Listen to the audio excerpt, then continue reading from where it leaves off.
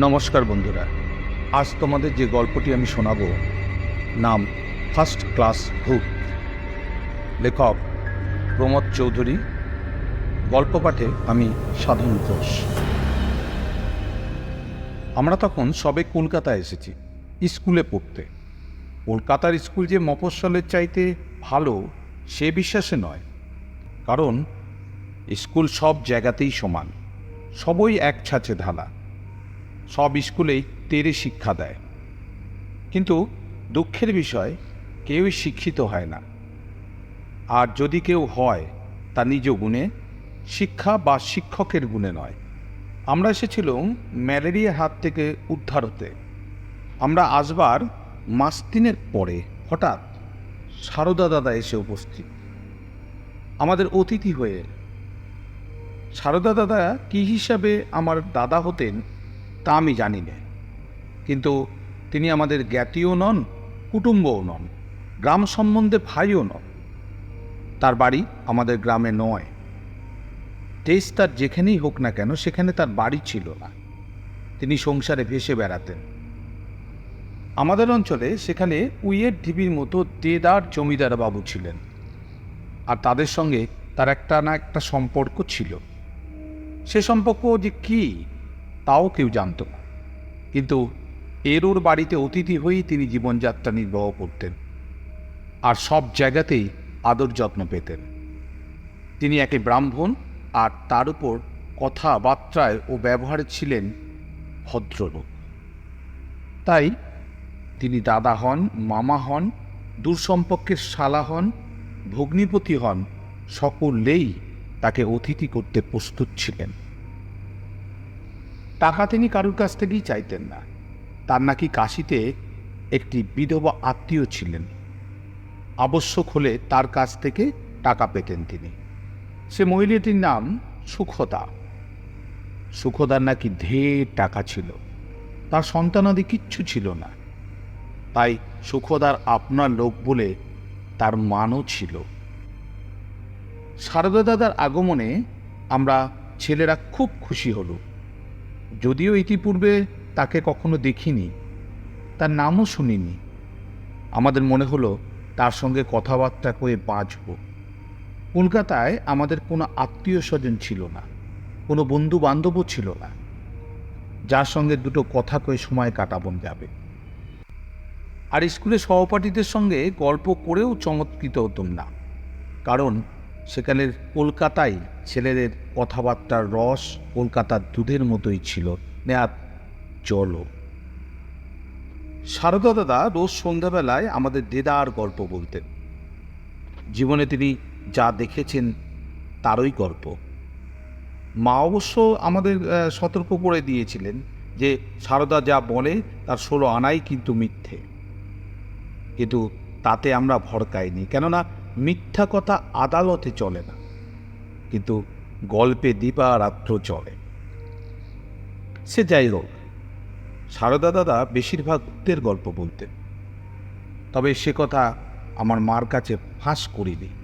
শুনেছি বাবার একজন প্রিয় তামাকওয়ালা দাদার কাছে নিত্য ভূতের গল্প বলতো, ফলে দাদা নাকি রাত্রিরে এ ঘর থেকে ও ঘরে যেতে পারতেন না, মানে ভয় পেতেন আর কি।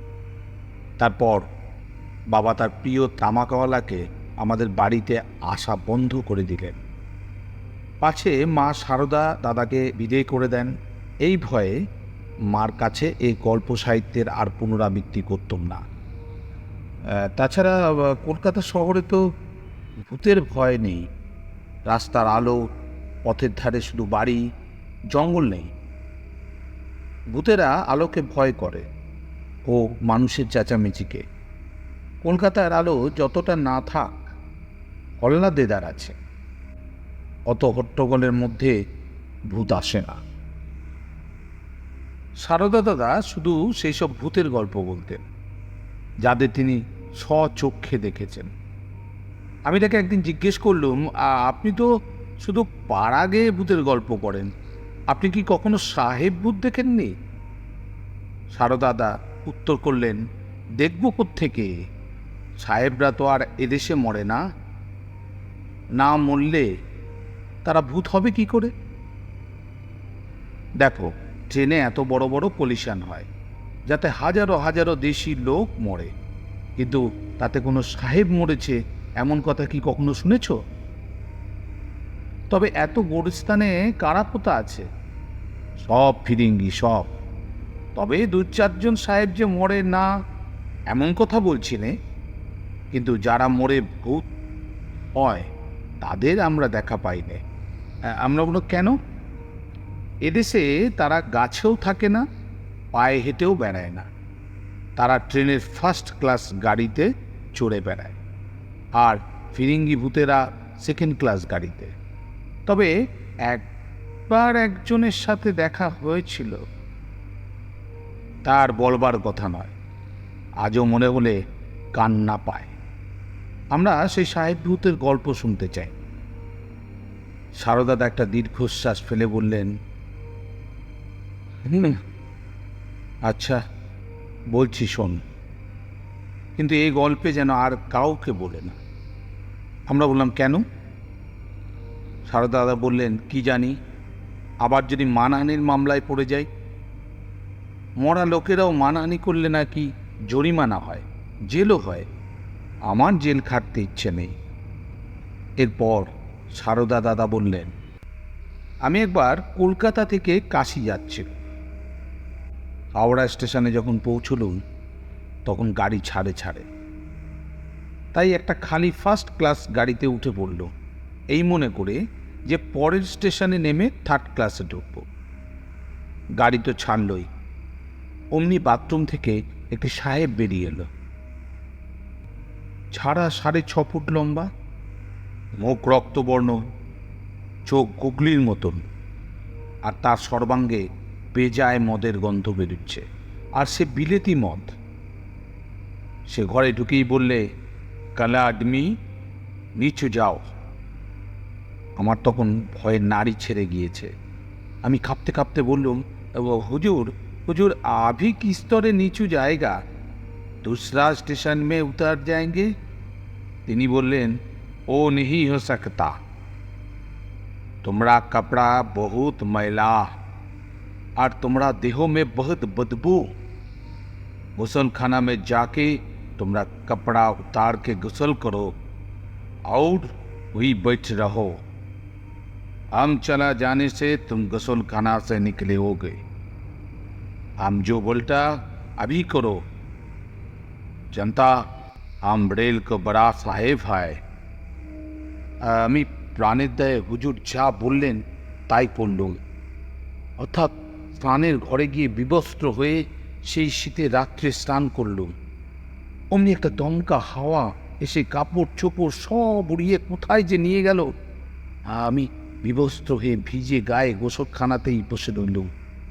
আর সাহেব তার কামরায় হুটুপুটি করতে লাগলেন ও মধ্যে মধ্যে চিৎকার করে আমার প্রতি শুয়োর, গাধা, উল্লু প্রভৃতি প্রিয় সম্ভাষণ করতে লাগলেন।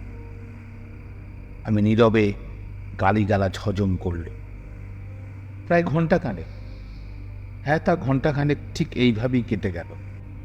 আমি ভিজে গায়ে হি হি করে কাঁপছি, সর্বাঙ্গে একটু কাপড় নেই। পাশের ঘরে বড় সাহেব মদ খাচ্ছেন ও লাফাচ্ছেন। মাঝপথে গাড়ি হঠাৎ মিনিট খানেকের জন্য থামল। ক্লিক করে একটা আওয়াজ হলো, ছিটকিনি খুলবার আওয়াজ। তারপর গাড়ি ফের চলতে লাগলো। পাশের ঘরে টু শব্দ নেই। তাই আমি স্নানের ঘর থেকে বেরিয়ে সে ঘরে যাবার চেষ্টা করলুম। ও সর্বনাশ! বড় সাহেব স্নানের ঘরের দুয়ারের ছিটকিনি টেনে বন্ধ করে দিয়েছে। আমি সেই অন্ধকার কূপের ভিতর আটকে থাকলুম। 8 ঘন্টা পর গাড়ি বর্ধমানে এসে পৌঁছল, আর আমি বাথরুমের জানলা দিয়ে মুখ বাড়িয়ে চা থাকে কপালে ভেবে কুলি কুলি বলে চিৎকার করতে লাগলো। তারপর একজন কুলি এসে ছিটকানি খুলেন, আলো জেলে আমাকে বিবস্ত্র অবস্থায় দেখে ভূত ভেবে ভয়ে পালিয়ে গেল। শেষটায় স্টেশন মাস্টারবাবু এসে ভূত নেই হ্যাঁ চোর হ্যাঁ বলে কুলিরা পাশের ঘরে ঢুকে আমাকে মারতে মারতে আধমরা করে প্ল্যাটফর্মের উপর টেনে নিয়ে গেল। স্টেশন বাবু বললেন, শিগগিরই ওকে একটা কাপড় পরিয়ে দে, যদি কোনো মেম সাহেব হঠাৎ এসে সেই উলঙ্গ মূর্তি দেখে মূর্ছা যান তাহলে আমার চাকরি চলে যাবে।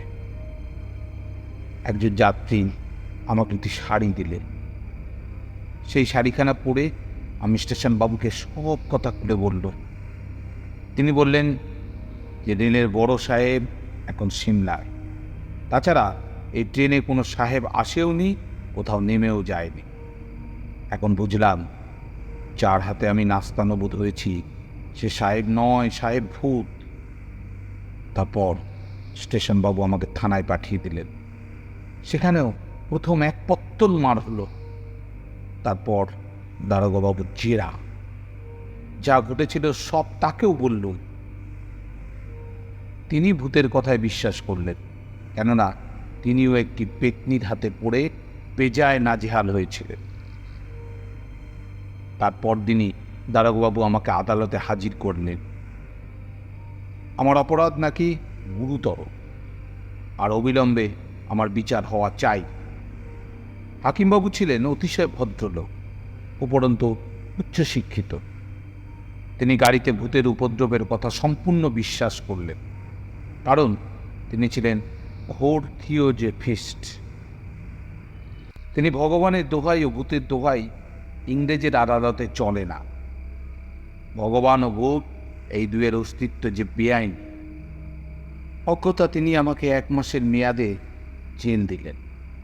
আমার অপরাধ বিনা টিকিটে বিনা বসনে ফার্স্ট ক্লাস গাড়িতে গাঁজা খেয়ে ভ্রমণ। তারপর আমাকে সতর্ক করে দিলেন এই বলে যে গাঁজা খাও তো খেও, কিন্তু গাঁজায় দম দিয়ে আর কখনো বিনা টিকিটে ট্রেনে চড়ো না, বিশেষত তৈলঙ্গ স্বামী সেজে ফার্স্ট ক্লাসে তো নয়। আমি বললুম, হুজুর গাঁজা আমি খাই নে। তিনি বললেন, গাঁজাখোর বলেই তো তোমাকে লঘুদণ্ড দিল, নইলে তোমাকে দায়রা সোপর্দ করত। এখন তোমরা ফার্স্ট ক্লাস ভূতের কথা তো শুনলে, এদের তুলনায় পাড়া গিয়ে ভূতেরা ঢের বেশি সভ্য। আজ আমার গল্পের এখানেই সমাপ্তি। গল্পটি যদি ভালো লেগে থাকে অবশ্যই লাইক, কমেন্ট অ্যান্ড শেয়ার করবেন। এরকম আরও গল্প শুনতে আমার চ্যানেলটিকে অবশ্যই সাবস্ক্রাইব করবেন।